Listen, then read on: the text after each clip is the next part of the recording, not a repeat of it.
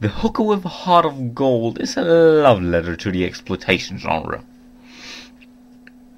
by being one itself.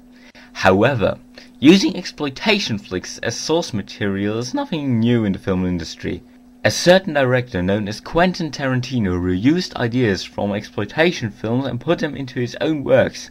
He, however, had a big budget, a variety of big star actors, as well as a professional crew available. He basically created big budget exploitation movies at some times. For example, Kill Bill, Volume 1 and 2. He showed the world that exploitation movies do have potential. The world, however, refused to see the background and kept looking at Tarantino's movies as standalone works. Brad Jones, on the other hand, created a piece of exploitation with this miniseries.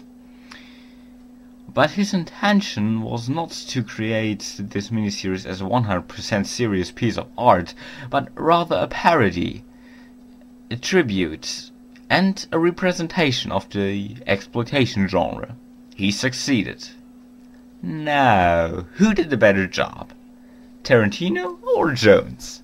It's a draw, if you ask me.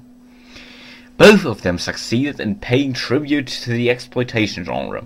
Tarantino's attempts, however, are not regarded as big-budget exploitation films, but rather action comedy with interesting characters and plot developments.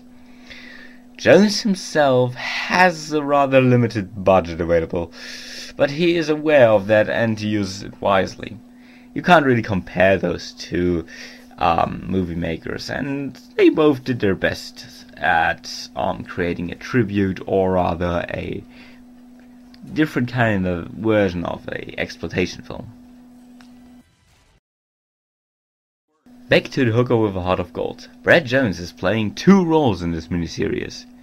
He is the hooker's pimp and the hooker's pimp's boss. There is not so much to say about the pimp's character. He is an adult toddler who doesn't know his limits and thinks that he is in control of everyone and everything. But he is really not.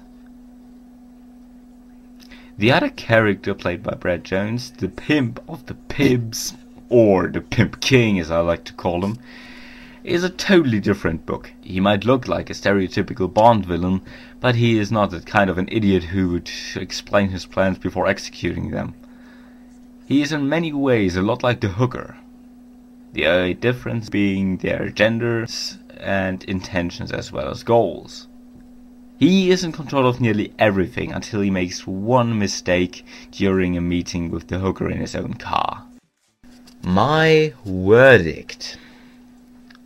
This miniseries is definitely worth a try, but don't expect an action piece a la Crank 2. Link is in the description. Oh, by the way, also starring... Seriously, I'm Evil Ed Glazer. I'm not going to rate this work since it isn't a movie. Good night and good luck. Next time... You're not gonna make me any crazier than I already am! Ah! It's just my paranoia. My own paranoia is getting to me.